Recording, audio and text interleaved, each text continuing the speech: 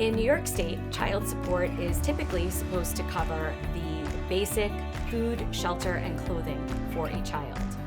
And then in addition to that, there are the mandatory statutory add-ons, which fall into three main categories. Number one, unreimbursed medical expenses, anything that is not covered by health insurance for the children's medical expenses. Number two, educational and extracurricular expenses. And number three, childcare.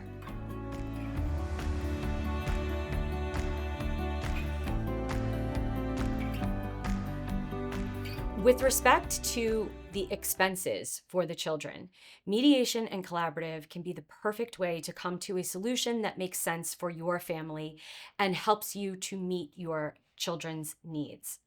There is certainly no obligation under law to pay for an expensive private school or to pay for particular extracurricular activities for your child that you might not be able to afford. But we can have the discussion in a mediation or collaborative setting to consider how such expenses might be paid, and we can be creative with the different options that we are able to generate for how such expenses may be paid for your children.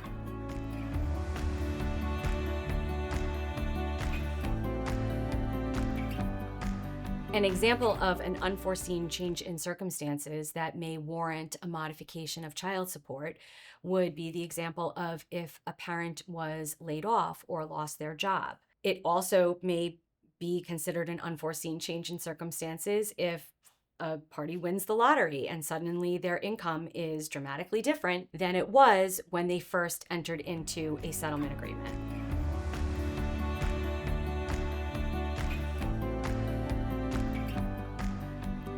In New York State, parents are required to pay child support at least until age 21 for their children, but that may be extended and very often and very commonly is extended if your child is still attending consecutive 4 years of college, in which case it may be extended to age 22. That said, the payor of child support also may be entitled to what's called a room and board credit if their child is attending college away from home and that parent is paying out of pocket for things such as a meal plan or a dorm.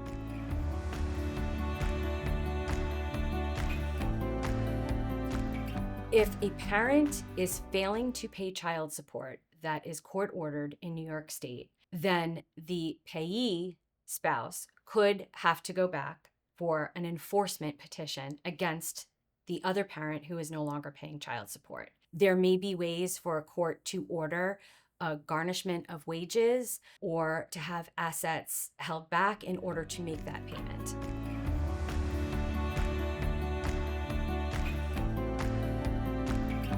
Parties may have actual true 50-50 custody, joint custody, where they are sharing the parenting time of their children. But for child support purposes, the moneyed spouse, the person who makes more, would still be considered the payor of child support.